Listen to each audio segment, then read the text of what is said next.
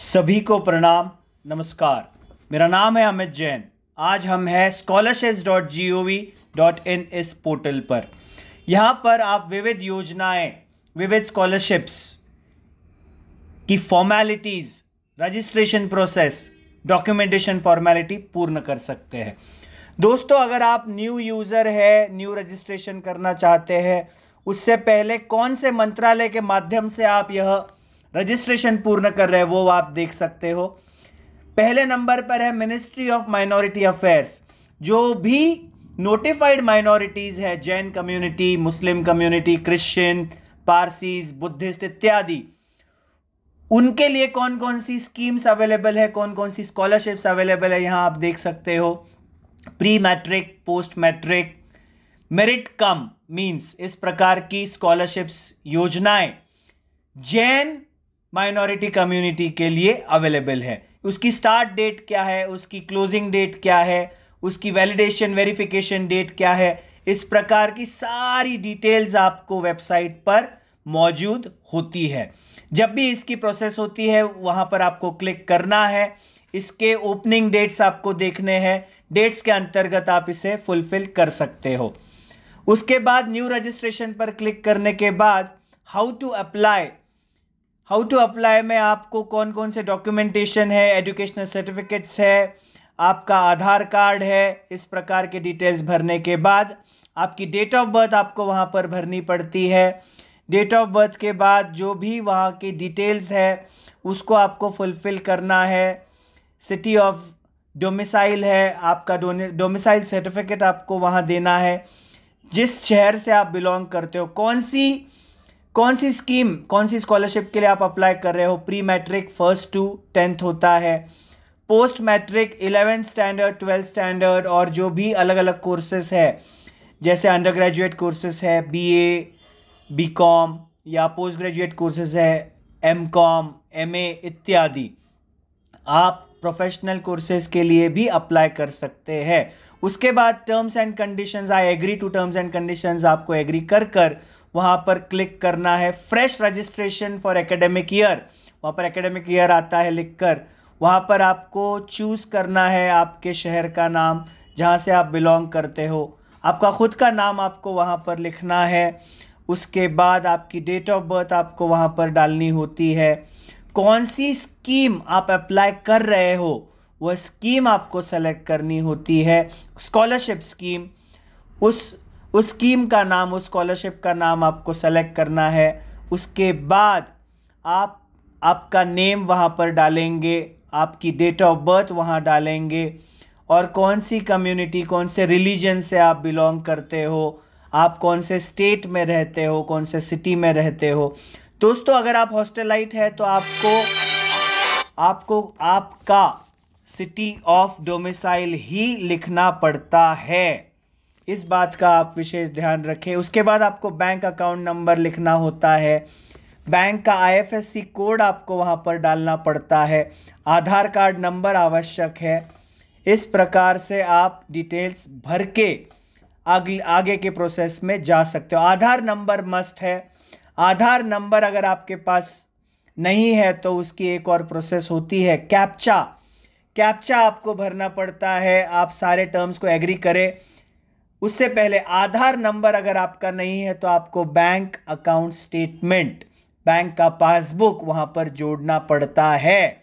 लेकिन मैं आग्रह करूँगा कि रजिस्ट्रेशन आपका आधार कार्ड का पूर्ण कीजिए और आधार कार्ड आपके लिए अनिवार्य है, मस्ट है, तो वह आधार कार्ड नंबर आप डालकर कैप्चा भरकर टर्म्स एग्री कर रजिस्ट्रेशन प्रोसेस में आगे बढ़ सकते हैं। इसके बाद आपका एप्लीकेशन आईडी निर्माण होता है।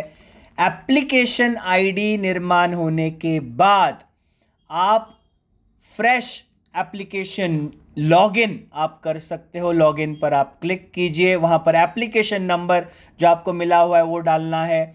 आपकी डेट ऑफ बर्थ, मान लीजिए 1/1/1996 आपकी डेट ऑफ बर्थ है, वह आपका पासवर्ड होता है। आप लॉगिन पे क्लिक करेंगे। उसके बाद आपको एक OTP आता है, जो भी आपने रजिस्टर्ड मोबाइल नंबर इस फॉर्म में भरा है वहाँ पर उस OTP को आपको डालना है। उसके बाद चाहे तो आप चेंज पासवर्ड भी कर सकते हो। पासवर्ड, न्यू पासवर्ड आपको डालना है। उसके बाद कंफर्म आप पासवर्ड कीजिए। इसमें स्पेशल कैरेक्टर होना ज़रूरी है, न्यूमेरिकल होना ज़रूरी है। एग्जाम्पल आपका नाम @123, इस प्रकार का एग्जाम्पल आप इसमें पासवर्ड निर्माण आपका कर सकते हो। दोस्तों इसके बाद आप होम पेज पे चले जाते हो, आपका नाम आपको वेलकम किया जाता है। वहाँ पर आप जिस प्रकार से आगे बढ़ते हो, रजिस्ट्रेशन फिलअप होने के बाद आप जब अप्लाई करते हो किसी स्कीम के लिए, किसी स्कॉलरशिप के लिए, वहाँ जनरल इन्फॉर्मेशन सबसे पहले आपको भरनी है। आपके इंस्टीट्यूट का नाम भरना है, आप कौन सी स्कॉलरशिप क्राइटेरिया, कौन सी स्कॉलरशिप आप एनरोल करना चाह रहे हैं, वो आपको वहाँ पर भरना अनिवार्य होता है। दोस्तों आपके इंस्टीट्यूट का नाम भी आपको वहाँ पर उपलब्ध होता है, वहाँ पर आप सर्च कर सकते हो। आप सर्च करते हुए, मान लीजिए मैंने जानबूझकर यहाँ पर ये भी बताया है कि अगर किसी प्रकार से आपके कंप्यूटर में या नेटवर्क इशू आ जाता है तो बिल्कुल घबराइए मत। जिस पेज पर आप है वहाँ पर आप उस पेज पर होते हो, आगे की आप फॉर्मेलिटी डॉक्यूमेंटेशन पूर्ण करते हो। आप अगर मान लीजिए पोस्ट मैट्रिक 11th स्टैंडर्ड के लिए आप अप्लाई कर रहे हो, जहाँ पर आपको स्कॉलरशिप मिलनी चाहिए, आपने वहाँ पर प्रीवियस ईयर के मार्क्स डालने हैं, 10th के मार्क्स डालने हैं। उसके बाद प्रेजेंट आप कौन से क्लास में हो, कौन सी क्लास में आप कौन से इंस्टीट्यूट में हो, उस डिटेल को भरकर वहाँ पर आपको प्रीवियस ईयर में कितने मार्क्स मिले हैं वो भी आपको वहाँ पर डिटेल डालना पड़ता है। दोस्तों मान लीजिए आप 11th के लिए नहीं लेकिन किसी अंडर ग्रेजुएट या पोस्ट ग्रेजुएट कोर्स के लिए अप्लाई कर रहे हो, तो वहाँ पर 12th स्टैंडर्ड का रोल नंबर, आपका स्कूल कॉलेज नेम, इस इत्यादि ईयर ऑफ पासिंग आपको वहाँ पर डालना मस्ट है। अगर आपको आप रैंक होल्डर है, स्टेट के रैंक होल्डर है, फर्स्ट या सेकंड आए हैं, तो वहाँ पर आप यस कीजिएगा, नहीं तो उसे आप नो कर सकते हैं। आपको पुनः एक बार जो आपने बैंक स्टार्टिंग में आपने रजिस्ट्रेशन में जो डाला हुआ होता है उसी बैंक का नाम आपको यहाँ पर आ जाता है ऑटोमेटिकली, इसे आप चेंज नहीं कर सकते। IFSC कोड और बैंक नेम ऑटोमेटिकली आ जाता है। बोर्ड नेम, आपने जहाँ से भी एग्ज़ाम दी उस बोर्ड का क्या नाम था, ईयर ऑफ पासिंग और किस प्रकार के मार्क्स आपको मिले हैं, इत्यादि डिटेल्स आपको भरनी आवश्यक होती है। साथ ही अदर डिटेल्स में अगर आप ऑर्फन हैं, आप अकेले होते हो, आपके माता पिता है, उसमें यस नो आप कर सकते हो। लेफ़्ट साइड में आप देखोगे अदर डिटेल्स में पहले नंबर पर आता है गार्डियन का नाम आपको भरना है। गार्डियन का नाम डालने के बाद अगर आपको कोई डिसेबिलिटी है, फिज़िकल फॉर्म ऑफ एलिमेंट है, तो उसे आप यस नो कर सकते हो। उसके बाद में आप जैसे जैसे आगे बढ़ते हो, मैरिटल स्टेटस आपको डालना है। मैरिटल स्टेटस के बाद में अन्य डिटेल्स होती है, उस हिसाब से पेरेंट्स नेम रिक्वायर्ड, वहाँ पर आपको एनुअल इनकम भी डालनी ज़रूरी होती है। Any other details, both parents are alive और नॉट, वहाँ पर आप क्लिक कर सकते हो। उसके बाद आपकी जो सिटी होती है वो ऑटोमेटिकली वहाँ सेलेक्ट होती है, उसे आपको सेलेक्ट करना है। जो भी कोर्स आप अप्लाई कर रहे हो वहाँ पर वो ऑटोमेटिकली नाम आपको डालना पड़ता है। डिस्ट्रिक्ट नेम आप डाल सकते हो। कौन से स्कीम के लिए आप एलिजिबल होते हो वह स्कीम वहाँ पर आपको रिफ्लेक्ट होने जाती है। फॉर एग्ज़ाम्पल अगर आपने पोस्ट मैट्रिक के लिए अप्लाई किया है और सारे डिटेल्स भर दिए तो पोस्ट मैट्रिक वहाँ पर लिख कर आएगा। और आप थर्ड वाले पेज पर आ जाते हो, यहाँ से अपलोडेड डॉक्यूमेंट्स, जहाँ पर आपको डॉक्यूमेंट्स अपलोड करने होते हैं वह है डोमिसाइल सर्टिफिकेट, स्टूडेंट का photograph, self declaration of minority community, जिस भी कम्युनिटी में आप बिलोंग करते हो। यहाँ हम बात कर रहे हैं जैन कम्युनिटी की, तो वहाँ पर आपकी self declaration minority community certificate होना ज़रूरी है। Self attested certificate of previous year academic marksheet वो भी वहाँ पर होनी चाहिए। Fee receipt of current course year, जो भी कोर्स में आपने अप्लाई किया है वह फ़ी रिसीट आपको साथ रखनी पड़ेगी। उसके बाद में इनकम सर्टिफिकेट महत्व की डॉक्यूमेंट है, जो भी एलिजिबिलिटी क्राइटेरिया है उस हिसाब से इनकम सर्टिफिकेट होते हैं।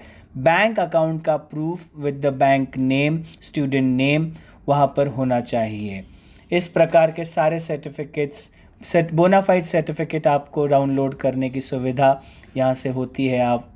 आप इस वेबसाइट से बोनाफाइड सर्टिफिकेट डाउनलोड कर सकते हो।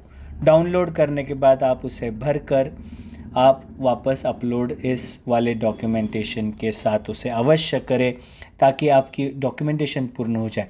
दोस्तों, यह डॉक्यूमेंट अगर आपकी 50,000 से कम है जो स्कॉलरशिप अमाउंट है, तो ये अपलोड करने की ज़रूरत नहीं है। इसकी हार्ड कॉपीज़ आप इस फॉर्म को प्रिंट करने के बाद, जैसे आप आगे बढ़ते हो आपको प्रिंट ऑप्शन आता है इस फॉर्म पर, उस फॉर्म को प्रिंट करने के बाद आप इन सारी डॉक्यूमेंट्स को आपके इंस्टीट्यूट, आपकी संस्था में जहाँ पर आप पढ़ाई कर रहे हो वहाँ पर हार्ड कॉपीज़ इन डॉक्यूमेंट की लिस्ट वेरिफिकेशन के लिए इंस्टीट्यूट में आप भेज सकते हो। उसके बाद आपको पता चलता है कि आपका एप्लीकेशन स्टेटस किस प्रकार से आगे बढ़ रहा है।